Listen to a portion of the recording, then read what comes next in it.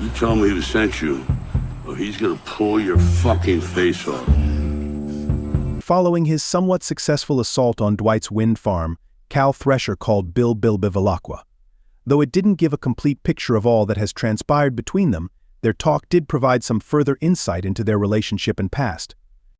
He had worked with Cal for a while, as Bill mentioned, but he ultimately intended to end the collaboration and give the Chinese gang his place. However, it is unknown what led to their divorce, why Bill no longer wanted to be linked with Cal, and the nature of their relationship in Tulsa King Season 2. Bill and Cal are no longer working together, based on what little can be inferred from his statements.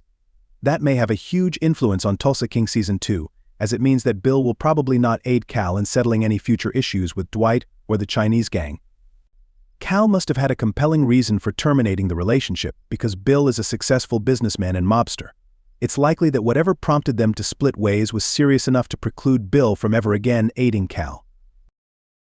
In addition to ordering the over-mash-up at the wind farm, Cal Thresher also utilized a rather confusing power move at the close of the episode to assault Dwight. A waiter informed Dwight and Margaret Devereaux that Thresher had handed them an expensive bottle of wine as they sat down for their date. That was just as terrible as sending his army to the wind farm, but it's absolutely not the type of thing you'd expect from someone as vindictive as Cal.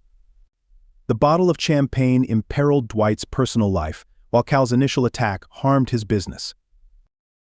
Some of Cal Thresher's attacks need to be addressed, and Dwight Manfredi's gang suffered a lot in Tulsa King Season 2, Episode 5. Every character in Tulsa King is coping with rising stress, escalating tensions, and extra challenges as the show goes on. That complicates the series' plot, but it also allows for excellent entertainment and opens up some amazing character moments, such as Tyson's willingness to join the gangster lifestyle. After Tulsa King Season 2, Episode 5, Dwight and his group's scheme has gotten so intricate that it may need some clarification. Tulsa King's most recent episode touched on some of the issues that have been discussed throughout the season. Cal Thresher's link with the Chinese gang world is growing increasingly heated. Dwight's friends, especially Armand and Bodie, are having their loyalties tested, and the gangs in Kansas City and New York are becoming increasingly unhappy with him.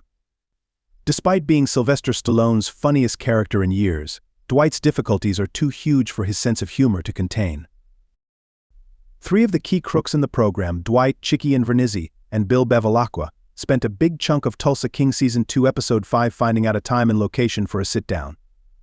Chicky and Bill were able to agree on a meeting in Atlanta, and Dwight was sympathetic to the idea as well, though he hadn't committed yet.